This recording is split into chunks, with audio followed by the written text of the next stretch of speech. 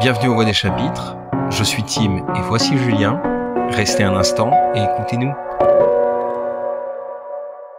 Il existe autant d'univers de polar que d'auteurs de romans policiers. Sans même aller chercher dans les étoiles ou des mondes parallèles, il existe une infinité de façons d'écrire une intrigue, de faire danser les morts ou les mensonges sous nos yeux, de nous cacher la vérité ou de nous dévoiler des faux-semblants qui chacun racontent une part de vérité. La mort est parfois là pour raconter quelque chose sur ce qui reste. Dans d'autres cas, il n'y a pas de métaphysique poussée, juste la triste et banale réalité, dans toutes ses nuances. Bref, sur la trame classique du « quelqu'un est mort et quelqu'un enquête », on peut raconter beaucoup de choses. C'est ce que fait Fred Vargas, autrice française d'une vingtaine d'ouvrages, romans ou essais. Nous allons principalement nous intéresser à sa série la plus connue, celle mettant en scène les aventures de Jean-Baptiste Adamsberg, commissaire de police à Paris et de sa brigade, une brochette de personnages qui s'enrichit au fil des 9 romans écrits entre 1991 et 2017.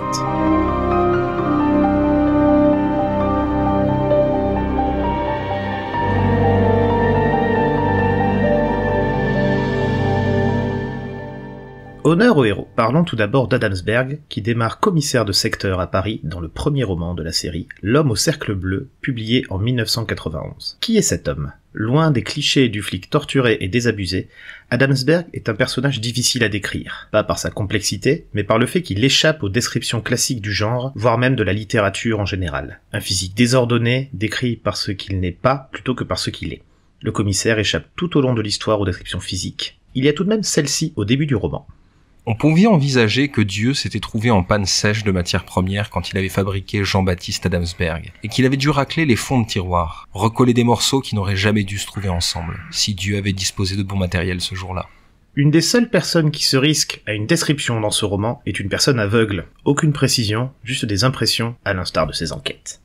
Cette absence de, je ne sais pas si c'est un mot, descriptivité du personnage principal, est pour moi la qualité principale de la série de Fred Vargas et met en avant une des grandes spécificités de la littérature par rapport aux autres arts. La littérature est un art de la description. Ce n'est pas un art visuel. Elle ne représente pas les choses, elle les décrit. Cette description n'a jamais à être exhaustive ou objective. Elle permet au contraire de mettre en scène le point de vue des personnages ou du narrateur, pointant tel ou tel élément en fonction de l'enjeu narratif. On s'en rend compte très vite, la description est primordiale dans le polar. C'est dans ces éléments que se cache peut-être l'indice qui va révéler la vérité. Nous pourrions voir dans la description l'œil du protagoniste qui va repérer l'élément important, ou au contraire le jeu d'un narrateur qui tient hors de vue du lecteur l'objet du crime. Cependant, il y a plus important que la description littérature, c'est la possibilité de ne pas recourir à la description. Rien n'oblige l'auteur à décrire les événements, contrairement aux arts visuels, qui doivent, malgré d'autres techniques, notamment le découpage, bien montrer les choses. Un héros comme Adamsberg, qui n'est décrit que comme ce qu'il n'est pas, ne pourrait pas exister dans les autres formes artistiques. Bon, je dis qu'il ne pourrait pas, en vrai il peut, il l'est. La plupart de ses romans ont été adaptés en film ou téléfilm. Et même si José Garcia ou Jean-Hugues Anglade proposent chacun une version intéressante du personnage principal, il est difficile de retrouver dans ces adaptations la chape de mystère qui plombe l'univers original. Les intrigues des romans sont à l'image de son protagoniste, mouvantes, sinueuses, pleines de détours qui ne font sens que bien plus tard, car toujours ancrées dans les légendes et les mythes du folklore. Fred Vargas, de son vrai nom Frédéric Andouin Rousseau, est une historienne de formation dont la thèse portait sur l'archéozoologie de la Charité-sur-Loire médiévale. Elle a écrit ses premiers romans dans les années 80, en parallèle de fouilles archéologiques dans la région centre ou la région parisienne. C'est le succès des romans de la série Adamsberg qui va l'amener à vivre de sa plume dans les années 90. Si j'évoque cette formation et cette première vie, c'est pas uniquement pour dire que cette femme a la classe, parce que clairement, voilà. Mais c'est surtout que cette formation d'historienne a une grande importance dans les thèmes autour desquels elle tisse ses intrigues. Certains y font directement référence, à travers par exemple la série des 3 romans des évangélistes, Debout les morts, un peu plus loin sur la droite, et Sans feu ni lieu, qui racontent la colocation plus ou moins heureuse, il y a toujours des meurtres dans les parages, ne vous en faites pas, de 3 historiens dans une vieille bâtisse, à chacun son étage. On y suit les histoires d'un médiéviste précieux souffrant d'un complexe d'infériorité, d'un préhistorien taiseux et allant nu-pied, et d'un contemporanéiste spécialiste de la Grande Guerre, voyant le monde sous un angle militaire et la vie comme une succession de tranchées. Les 3 romans sont savoureux, avec un aspect référentiel sur les différentes disciplines historiques que j'aime énormément. En dehors de ces références directes au monde des historiens, Fred Vargas puise la base de la quasi-totalité des romans de l'R.C. Adamsberg dans les mythes et traditions populaires français. Plusieurs exemples. L'homme à l'envers de 1999. Alors qu'Adamsberg se planque à Paris pour éviter les menaces d'une camée qui souhaite venger la mort d'un dealer des mains du commissaire, l'histoire suit au départ les affres d'un village du Mercantour à l'arrivée du loup. La peur du village devant l'arrivée du prédateur vire à la paranoïa quand le loup tue. Enfin, c'est trop gros pour une morsure de loup. Alors pourquoi pas un loup-garou? Un homme à l'envers. Pour trouver un loup-garou, c'est simple. Attrapez votre suspect et tuez-le. Ouvrez-le alors. S'il y a des poils à l'intérieur de son corps, vous avez trouvé un loup-garou. Félicitations! Sinon... Le livre devient alors une poursuite en camion tout sauteux vers le nord de la France à la poursuite d'un mystérieux tueur, un loup ou un homme. Le troisième roman de la série, Pars vite et reviens tard, de 2001, le meilleur selon moi, resserre l'intrigue à Paris et tourne autour d'une place où un marin désargenté réactive le métier de crieur public. Ces messages semblent inoffensifs jusqu'à de mystérieuses annonces alertant du retour d'un mal ancien sur la ville. Dans le même temps, des 4 pains à la main sur les portes intriguent Adamsberg. La paranoïa gagne.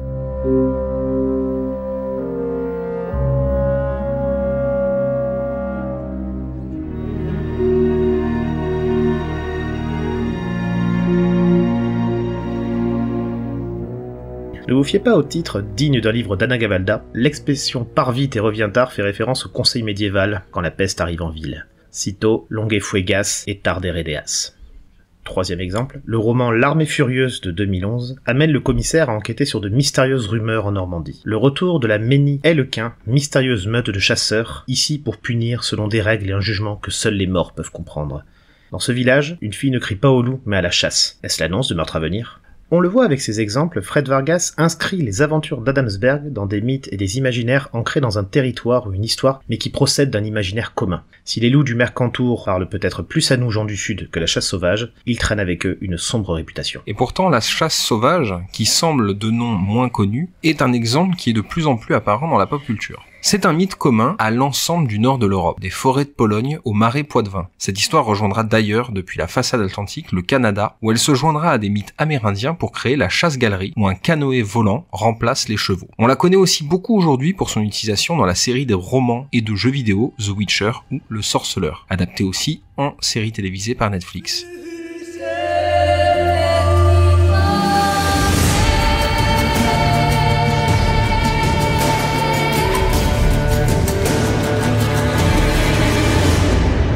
Mais en fait, elle peut être vue partout, puisqu'il s'agit littéralement d'une chasse dirigée par des êtres fantastiques. Donc les elfes, oui, toujours les elfes, dans la saga de Sapkowski, mais aussi celle des morts pour l'Armée des morts de Tolkien. On peut aussi la retrouver dans la série de comics Hellboy de Mike Mignola, qui a aussi été adaptée en film, et qui puise chacune de ses intrigues dans les mythes et légendes de nos cultures.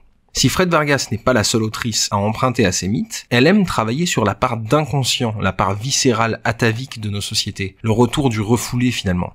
Lire Pars vite et reviens tard dans le contexte post-Covid rajoute une couche à l'œuvre que connaît fort bien Julien. Effectivement, dans ce roman, on assiste à des scènes de psychose collective, des gens peignent eux-mêmes des 4 sur les portes pour se protéger du danger, au risque de compliquer l'enquête, une volonté de se confiner mais en même temps de se regrouper parce que ce sera peut-être la dernière fois, toute ressemblance avec des événements ayant existé n'est pas fortuite. Face à cet inconscient refoulé, Adamsberg est un personnage ignorant des mythes sous-jacents, en opposition à des adjoints plus érudits et donc plus souvent influençables. Mais comment un personnage aussi nonchalant peut s'en tirer dans des intrigues policières qui demandent par définition clarté, raisonnement et déduction ?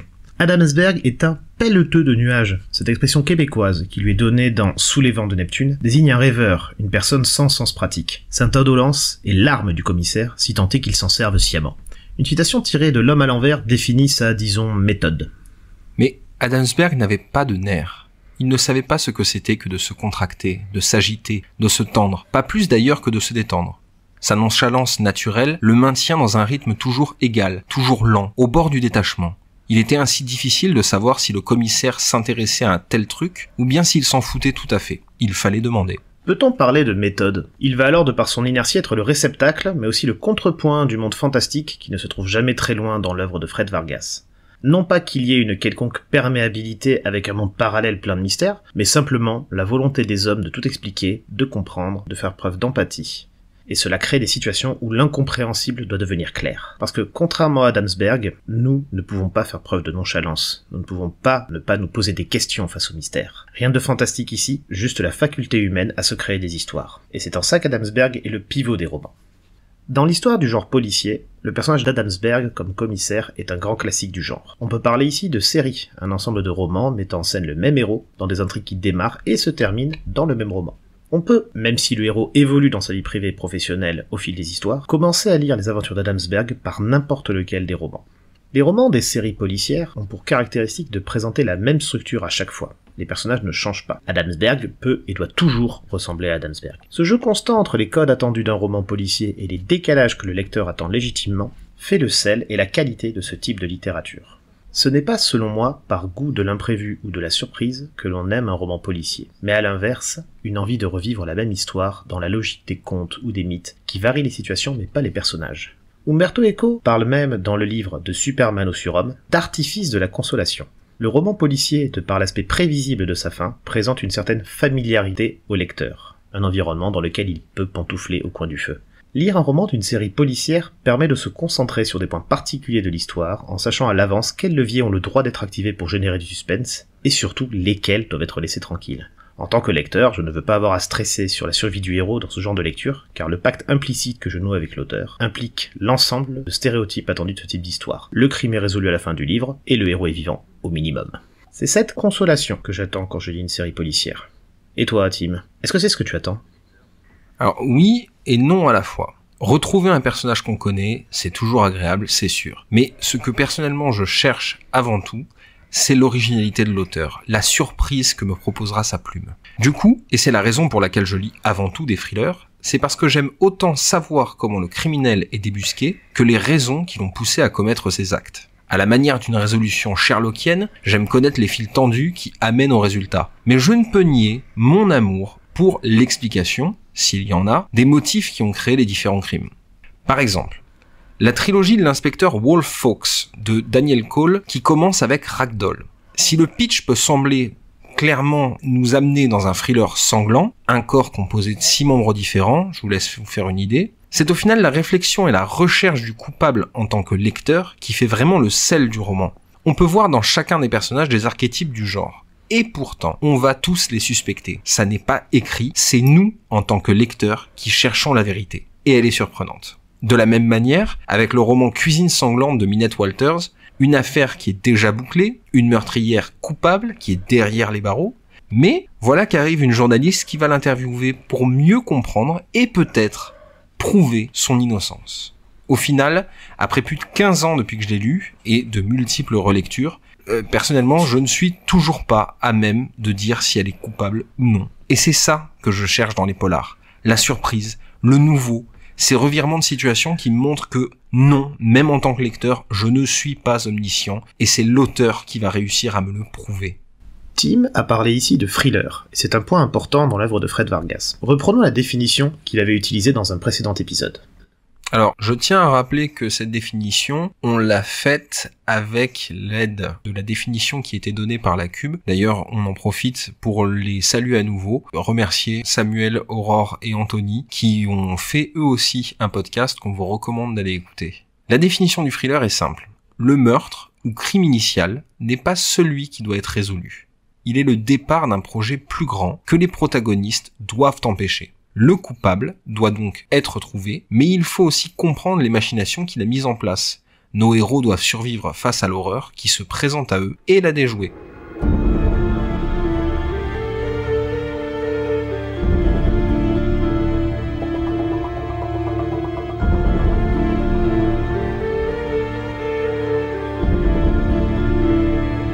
Cette définition s'applique très bien au roman de Fred Vargas. Le commissaire Adamsberg découvre au fil de l'intrigue de chaque roman que le meurtre initial n'est que le début d'une mécanique que le coupable a enclenchée. Une course-poursuite commence alors pour le commissaire et son équipe qui vont essayer de comprendre et suivre son cheminement pour espérer le devancer et l'arrêter.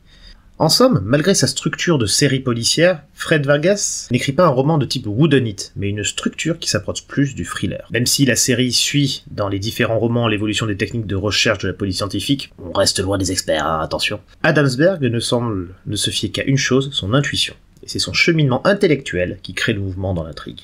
Fred Vargas, en utilisant les codes du thriller, évite l'aspect potentiellement répétitif des intrigues d'une série policière, qui règle la chronologie de l'intrigue sur un schéma préétabli. Ça se voit moins dans un livre, mais au niveau série télé, Les classiques américains, NCIS, les experts encore, sont réglés de manière précise et systématique. Cependant, cette logique archétypale se retrouve aussi dans les personnages. Une fois posé avec son caractère, il n'évolue pas et n'est surtout défini que par cet élément-là. Dans les derniers romans de la série, les personnages deviennent des fonctions désincarnées. Ça amène, je trouve, un problème d'identification de la part du lecteur. Il est difficile d'avoir de l'empathie pour le personnage d'Adamsberg au vu de son caractère, mais les membres de la brigade remplissaient le job, avec des réactions finalement humaines face aux événements. Mais même eux finissent par agir de manière mécanique. Danglars, mon personnage préféré, est par exemple constamment en conflit avec Adamsberg, un ressort qui finit par ne plus marcher à force d'être utilisé. Le danger de l'utilisation des archétypes dans le roman policier est quand celui-ci devient système, une structure appliquée sans véritable raison. Un côté, c'est là parce que c'est là, quand il n'y a plus de surprise finalement. Et même les surprises semblent venir d'un moment où l'autrice elle-même semble perdue dans l'intrigue, ce qui n'est jamais bon signe. Je pense notamment à une situation dans un de ses derniers romans qui ne se résout qu'avec un Deus Ex Machina sorti de nulle part, toujours le signe d'une intrigue qui finit par échapper à son auteur. Si les derniers romans n'échappent pas à l'écueil du système désincarné que l'on reproche souvent aux séries policières, l'univers que propose Fred Vargas, à la limite du fantastique plongeant dans l'inconscient collectif et les intrigues évitant les facilités du whodunit et de l'explication alambiquée, ramènent à un temps de mythes, de légendes, où les histoires les plus folles sont peut-être juste celles que l'on se raconte. Nous en avons donc terminé avec cet épisode, ce voyage, et on espère que ça vous a plu. Par souci de temps, et pour permettre à nos épisodes d'avoir un peu plus d'ampleur, nous les sortirons maintenant toutes les 2 semaines. Mais pas d'inquiétude, nous revenons vendredi prochain avec un format court, lié à l'imaginaire et à l'actualité. Vous serez les bienvenus au bout des chapitres.